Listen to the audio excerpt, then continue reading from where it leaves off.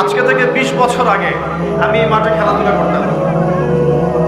কথা বুঝতে পারছেন? বিশ্বাস করলেন না? আজকে থেকে 20 বছর আগে আমি এই মাঠে খেলাধুলা করেছি। এমনকি একদিন আমার বাবা আমাকে বলেছিলেন, এবং আমি খেলাধুলা খুব পছন্দ করতাম, এবং আপনারা জানেন যে আমি খেলাধুলার সাথে ছিলাম, অনেক দূর পর্যন্ত খেলেছি আলহামদুলিল্লাহ। তো আমার বাবা আমাকে বলছিলেন যে খেলাধুলা করতে যেতে ইচ্ছা করছে। আমি বললাম যে হ্যাঁ। আমার মনে আছে ঠিক ওই যে ছেলেগুলো যেখানে দাঁড়িয়ে আছে ওই জায়গাটাতে আমি খেলছিলাম। আমার ব্যাচমেট যারা আছেন এখানে উপস্থিত হয়তো তারা জানবেন ক্রিকেট, অবশ্যই ক্রিকেট।